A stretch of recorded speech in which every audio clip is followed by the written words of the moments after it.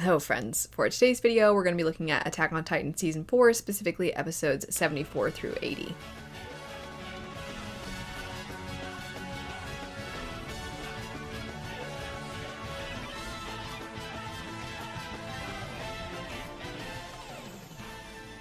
A lot of the bigger picture things, I guess you could say, or at least things that are more centered around getting answers, are in the latter half of this batch of episodes.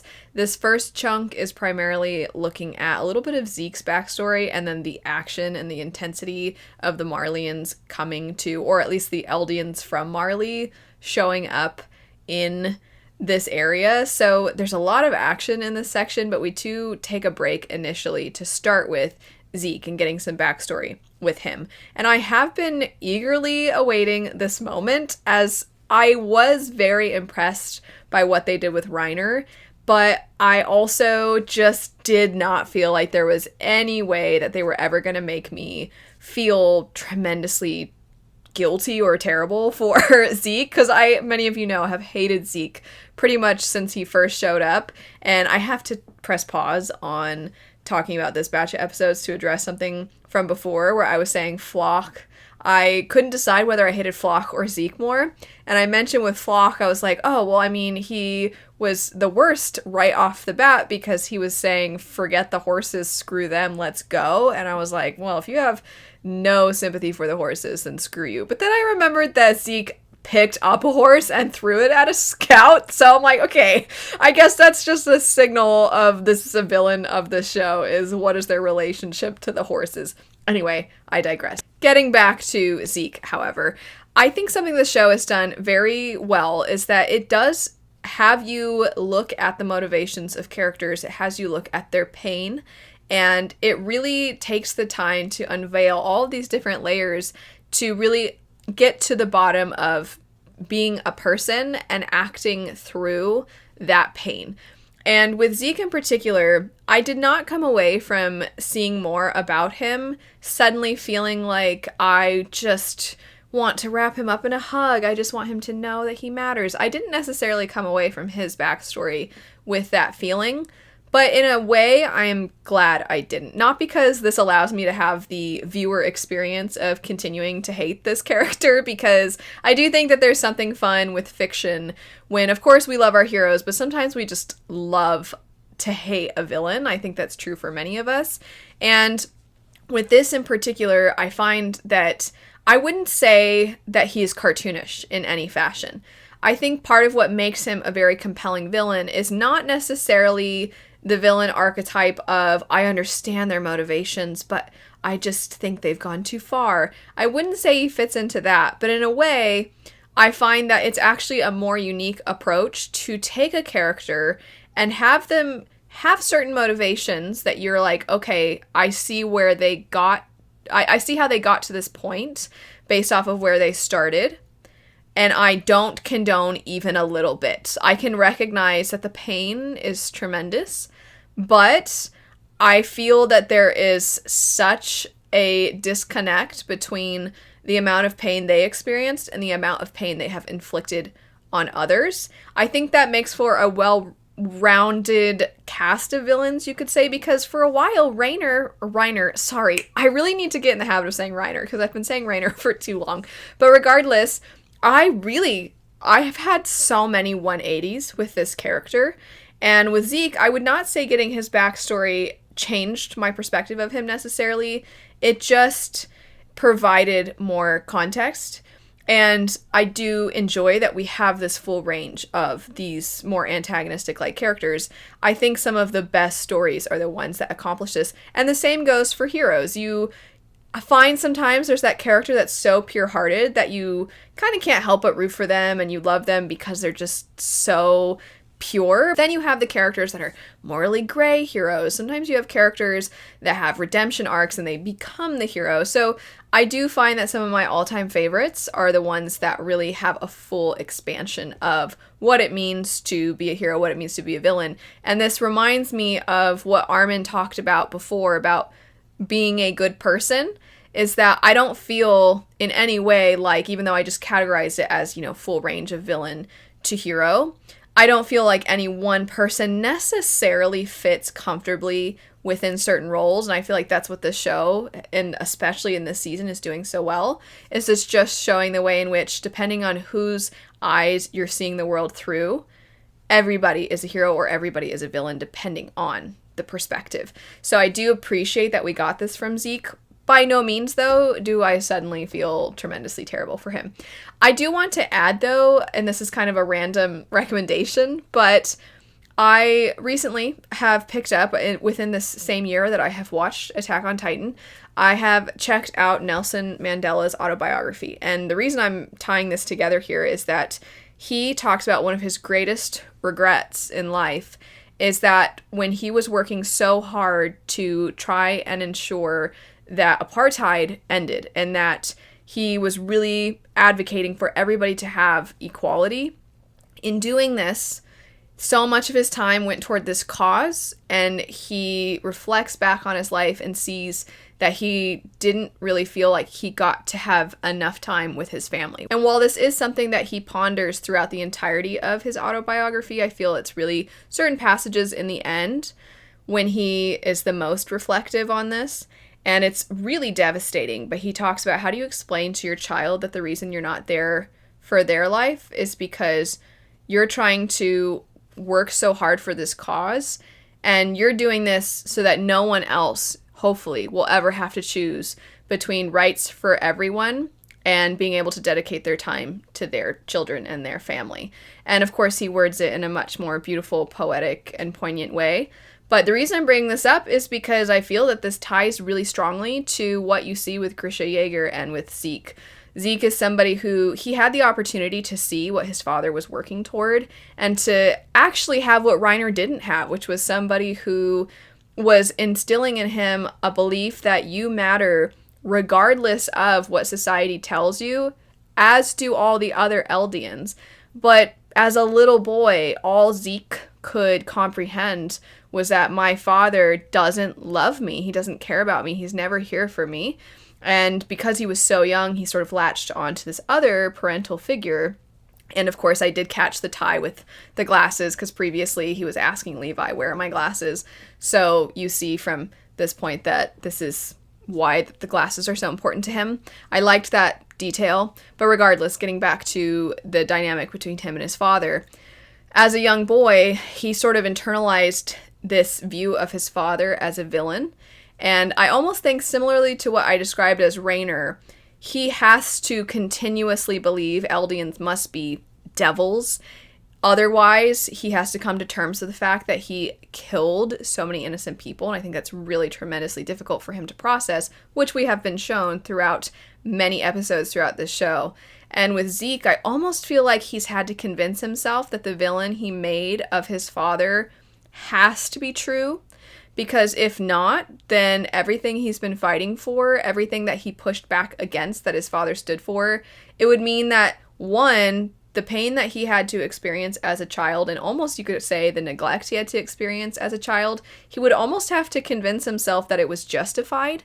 And in doing so, that means that he didn't matter. That's kind of what it would turn into. Like, the person who's supposed to love me the most, it was justified that they neglected me because I don't matter basically to anyone. And if that is his view that he took away, he then has to decide that, okay, well, that can't be true. If I matter, and if I supposedly do matter to society, which he believes based off of this other parental figure that he has some significance, then he has to reject everything his father stands for, in a sense. He doesn't have to, but that's sort of, I feel, how he does if we're to tap into the psychology of it all, which, what do I know? This is just my interpretation of his character.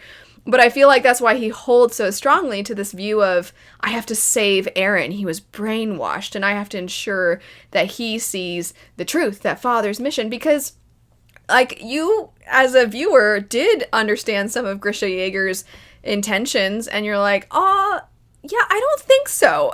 I feel it's done a good job of not convincing you that Zeke was right, or trying to convince you, but allowing you to recognize, I think Zeke has a really warped view of what his father was going for. It doesn't change the fact that he didn't probably get the love that he deserved as a young child from the people that are supposed to love him more than anyone. However, I don't think that what Grisha Yeager was going for was some big dark evil plan that he somehow brainwashed Aaron into. I just really appreciate the additional layers that we have unpacked with Zeke, while simultaneously still allowing for us to decide, yeah, his actions are not justified even a little bit. Not even a little bit. That said, I'm going to go a little bit more rapid fire through my thoughts for this, the next few episodes, as these were very action-packed. So, within this one, I did note that when you're seeing very young Zeke and Grisha Yeager, that there is a nice touch about freedom and the birdcage, and I'm really liking this symbolism that we've been getting throughout the show. I mean, I remember way back when Armin, this was an earlier season, was looking out and they're talking about freedom and he sees a bird flying. I just feel like there's a lot of symbolism with that I've really enjoyed. I also wrote, why is the music so beautiful while they talk about killing their entire race? Because the music is so good during this ridiculously dark idea that is occurring, this idea of like, well, what if everybody was, dead? That would probably help, but like later, not right now. But what if we got to a point where everybody died? You're like, why are we having this lush, beautiful music as the backdrop of this horrible thing? And then the last thing I wrote for episode 74 was, why is Zeke always killing horses? Because he kills horses again, and it was upsetting. Anyway, episode 75, Above and Below, you do see for a moment that Zeke sees a little girl, and I'm like, who is this girl that Zeke is seeing? It looks, and I also noted that it looked kind of like little Krista a little bit. And then when we return to our heroes, I know I've kind of had discussions throughout this video already about who's a hero and who's a villain, but specifically like Mikasa and Sean and Connie and Armin. So they're still locked up, and Yelena and Anyan Capone and all of these characters are like, hey, yeah, so here's our plan, and they're arguing. And Anyan Capone has a quote that says, "This place was primitive, we brought it out of the past." And I'm like, hey, what a disgusting way to look at what you've done. I'm not saying that technology progressing is inherently a big evil or anything like that, but this line of thinking leads to, one, very negative ways of seeing other people, two, very negative ways of seeing other people's cultures and where they are within how they operate in a society. But also, it's a means of justifying a lot of terrible acts because you tell yourself, well, it's fine because we helped you progress. And you're like, no, the line of thinking has been used for pretty terrible things throughout history. I'm not a fan of that line of thinking, but I appreciate it being present within this show, as I've been appreciative of so many of the things within this season, because it is very much something that people say and a line of thinking that people utilize when they're justifying acts against other groups of people. From here, though, I wrote, okay, this is really dark, but there was that horrible guy that was shouting at our scouts and saying terrible things, and then Yelena ends the shouting, I'll say. And I wrote that was the only non-obnoxious thing that Yelena has done, because most of their actions have resulted in some pretty awful consequences. Armin's reaction to the plan as it's being laid out for them, he has a very odd reaction, and I can't tell, because he's crying, and they're like, why are you crying? And he says something like, I'm so sorry, I didn't get the exact quote, but he says something like, I'm just so moved by the level of passion that you have for this cause, or something like that, where I'm kind of like, I don't really think that's what Armin thinks. I almost think Armin has an emotional reaction, but can't convey what he's actually feeling about it, because it's Armin, and Armin's very good at, or he didn't have a reaction, he's pretending to, because I feel he's very good at sort of twisting the truth or presenting something to manipulate people, which is funny because he comes across so pure and innocent. But he did this with Bertholdt too, way back in season 2, when he was like, oh, they're torturing Annie, and Bertholdt's like, and was flipping out at that idea. So I think that this is potentially part of that, but I don't know. It was very, I feel we didn't get enough time to really dissect what was happening in that moment. But regardless, it was an interesting reaction. And then Reiner shows up, and I was like, let's go. Reiner is here. That's what I put in my notes. So that's where that episode ends, and then we get into episode 76, which is titled Judgment.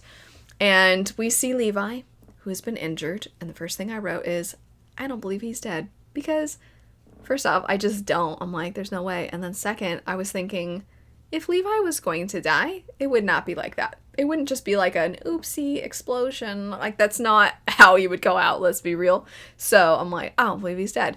And then I was so pumped when Hanji dove into the river with him and then got away. I was like, yes. I was so excited. I love Hanji and I love Levi. I love them both so much. And then I wrote, new intro. I love this intro. I'm not gonna lie. It's very aggressive and angry, and I love it. And then the next thing I told you, this, we're getting into rapid fire now. The next thing I put is, okay, I didn't write this, but I have to say this before I read what I wrote. I'm so frustrated because I feel like I'm finally saying Reiner correctly, and I feel so bad for everybody that was like, it's not Reiner, it's Reiner. But now I'm like, is it Peak? Is it Peak or Pike? I think it's Peak. I think it's more of an E sound. But anyway, she can talk in her Titan form, and I'm like, okay, so this is so unimportant, but I was like, Zeke can talk in his Titan form. Peak can talk in her Titan form. Why can't the other ones talk? Or do they just choose not to? Or are they like, oh, let's not start? I was really emotional, though, when during Reiner and Aaron's fight, when Reiner just says to him, everyone suffered enough. You've suffered enough.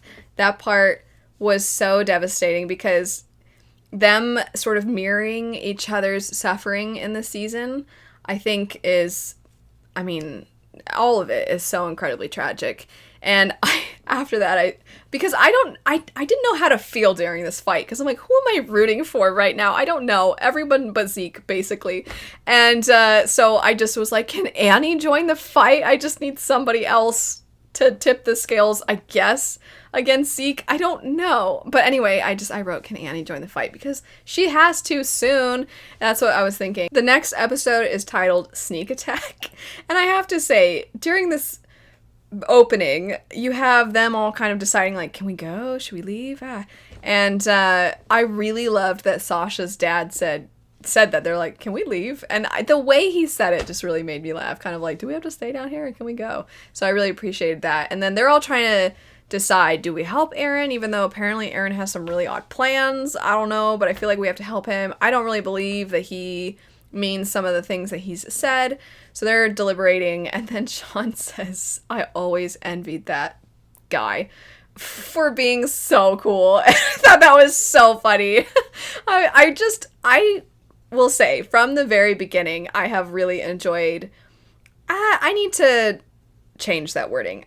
I had a feeling that the Sean and Aaron dynamic would turn into this sort of funny, almost bromance, but the kind that's rooted in they're either fighting or they begrudgingly respect each other.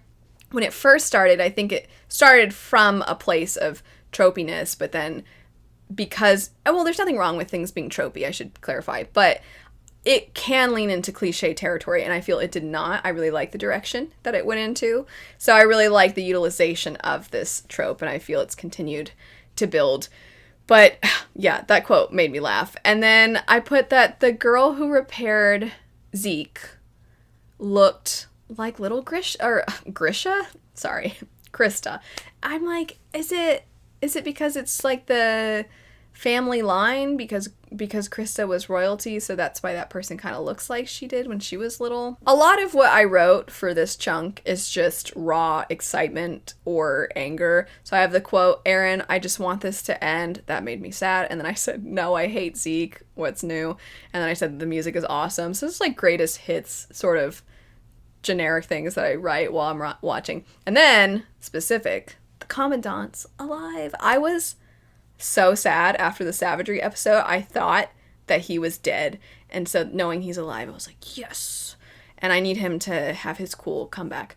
And I said, what the heck is that face that Yelena made at Armin? Because at one point Armin's like, let's go, or He doesn't say that exactly, but something about like a plan. And then Yelena has the most bizarre expression and then melts right back into a normal face. It's like, what the heck? I don't know what that was. So that was really interesting.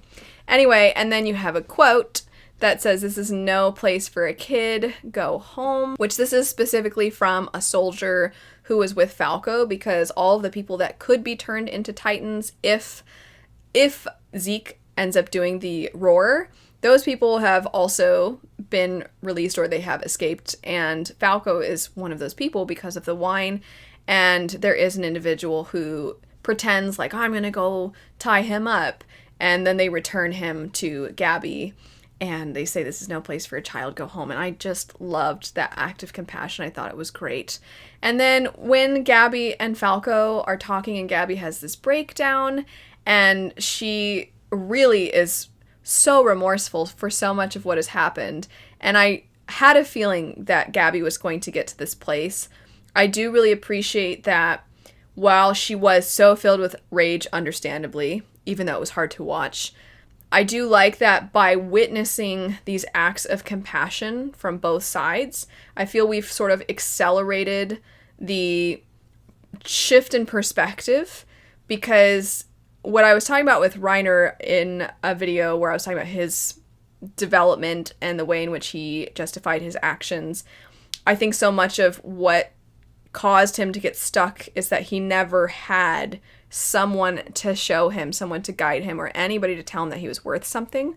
So for Gabby to have an awareness of how Eldians are treated, and then to have people say, like, no, that's not how it should be, and then for there to be a lot of acts that prove this point, and to see the way in which her violent actions have led to anger and frustration and hate in someone else, it's just, as I said, it's sort of accelerated the process. And so this meltdown was really sad, but then followed by Falco being the absolute most precious person I feel in like the entirety of Attack on Titan, where they're like, I love you, I want to spend my life with you, I have to protect you, and like just all these cute, like he's just like, Gabby, we're gonna get married someday, and just a silly, young, sweet Falco. Why is Falco so adorable? He's so cute. And then, okay, the general has an amazing shot. I really switched the what was transpiring. So the Gabby Falco thing ends. Then we go to General Magath, and there's this amazing shot, and then Zeke's like, oh, I gotta do it. I gotta roar. And I wrote in my notes, please. I wrote no screaming, but I was like, don't do the roar. Don't do it. Don't do it. And then we have the next episode called Two Brothers. I have very few notes for this. The first thing I wrote is Zeke is the worst. I was so upset when they're like, don't do it. Falco, people, brothers. And he's like, oh, I understand. Which makes me feel even worse, but I'm going to do it anyway. And I was like, no. And then I wrote Reiner against Falco is too cruel. When I thought that it was going to be those two having to fight each other, I was like, absolutely no, please stop. And then I wrote, Gabby, stop shooting people, because Aaron's running. And again, I'm like, what do I root for right now? Who do I root for? I don't know. But then Gabby has an amazing shot. But also I'm like, what? Because Aaron's head goes flying. And again, I was like, stop shooting people. And then I wrote, okay, so answers, question mark? Because I'm like, I'm really ready for them. Okay, I really need some answers right now. Also, there's no way Aaron's dead, right? And so I was like, what the heck? Ha! And I was like, are we going to go back in time? Like, what's going to happen? And then you get episode 79. Sorry. I'm really too loud right now.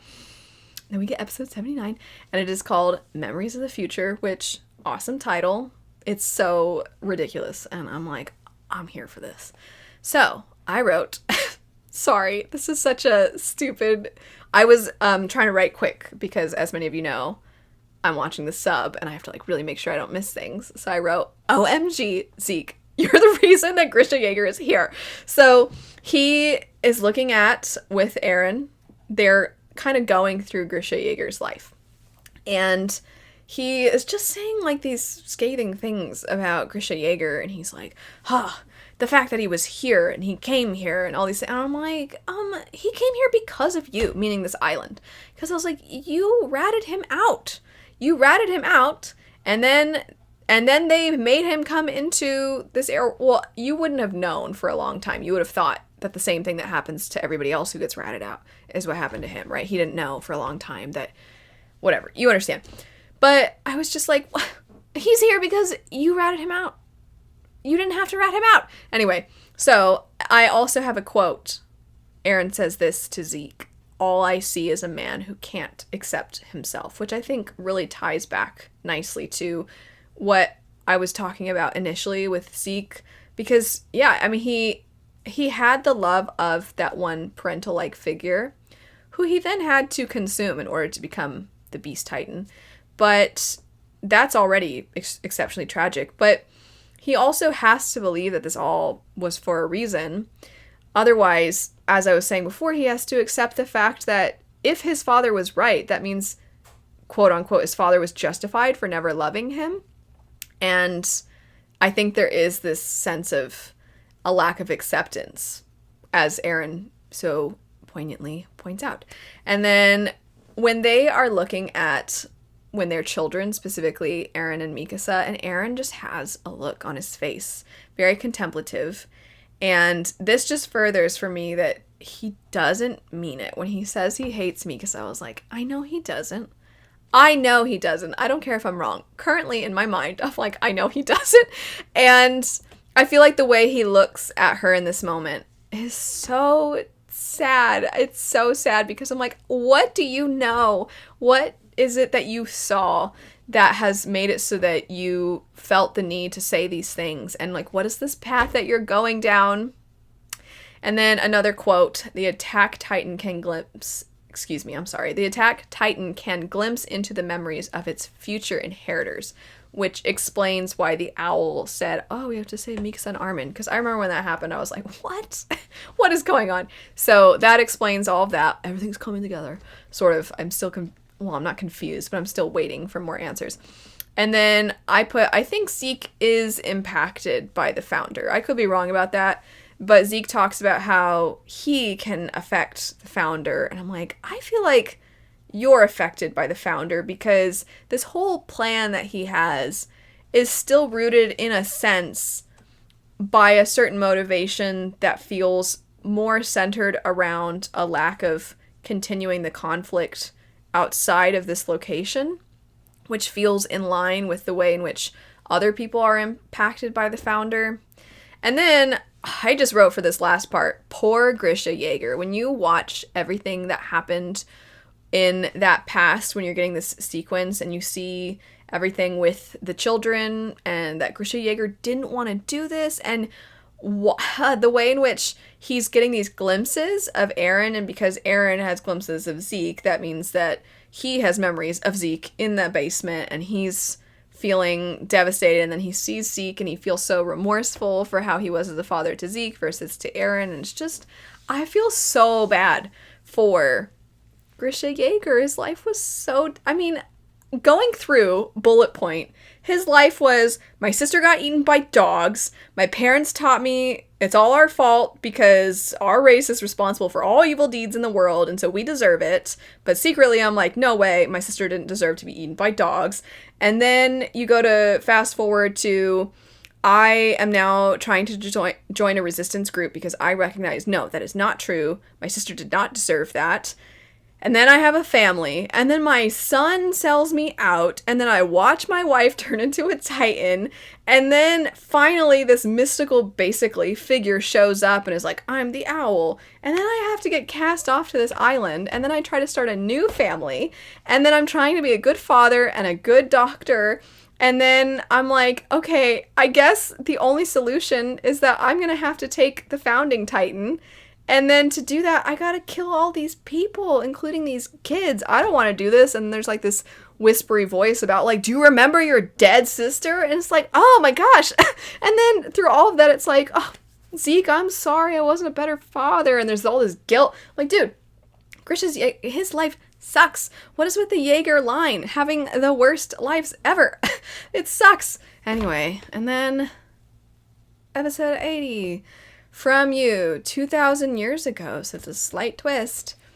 And we're getting the founder's story, which was also terribly tragic. And you're hearing them talk about their tribe, Eldia. You hear the names of the daughters, which are the names of the walls. And then I was just trying to take everything in. But the last thing I wrote was, Aaron, don't kill everyone, because then you see this like standoff about what they're going to do with the power over the founder. And initially Zeke's like, it has to be my plan. And then Aaron, who did admit that he was never really in favor of Zeke's plan, and he's just playing along. And I have to go back for a second. When Zeke was like, do you see our father? He brainwashed you. And then immediately he's like, okay, yeah, I get it. I'm on your side again. And Zeke's like, no, you're not. I did enjoy Aaron trying to just casually be like, okay, yeah, you're right. But anyway, so then you have everything with the founder, and then Aaron's running and just basically being like, you don't have to be a slave to this anymore. And then it kind of seems like it's going to kill everybody. I'm like, what? No. But I don't know. We don't have that much time left. I feel like, I don't know. I feel a lot of things right now. I was saying at the end of last week's, I think I was saying something like, I'm not even afraid anymore. I just want answers. And now I'm like, I'm scared again. I feel like the moral conundrums throughout this have been phenomenal. The way in which you see hatred manifesting and continuing through generations and generations. And even when there's attempts to break out of that, sometimes those attempts are not successful. And people are pushed to such a point that they end up embodying the very thing that they hated before. There's just so many things that this show has done, this story has done so incredibly well. And I'm really scared because at this point, I no longer think, I kind of had this feeling already, I no longer think that Aaron has full control of himself, which also makes me terribly sad because so much of Aaron's life has been about like, I want to be free. I want to be free. And then I kind of think that in whatever he saw when he kissed Krista's hand, whatever he saw then and whatever he's seeing, because apparently if he has memories, if everybody has memories of like what's to come once they inherit this particular Titan, I feel that there's just, he's seen too many things. It almost makes me think that he can't differentiate reality in front of him from the visions of what's to come. And I feel like he's trying to change whatever he's seen and he can't. And then I'm like, okay, but then that means he literally is now okay, that's a very dramatic way to put it. But in his own mind, he can't escape. He is shackled to all of these visions of what's to come. And they have, I think, haunted him to the extreme. And I don't know that it's Aaron anymore. Not that I think he's been so consumed that he is back to the original point I was making at the beginning. I don't think that Aaron is a villain in the sense that he has, when in a mustache twirling way, just been like, I hate you, I'm gonna kill you, or anything like that. I don't think that it is really Aaron anymore. I think he is trapped. And I think that the founder does, especially seeing the founder's backstory and Aaron sort of wanting to allow for this being to have finally the ability to break free. I think breaking free for this being means something very devastating. And I don't know that, I think Aaron kind of gave up his freedom when he gave up the ability to have any kind of free will. And that in and of itself is another theme that I think is really interesting to explore.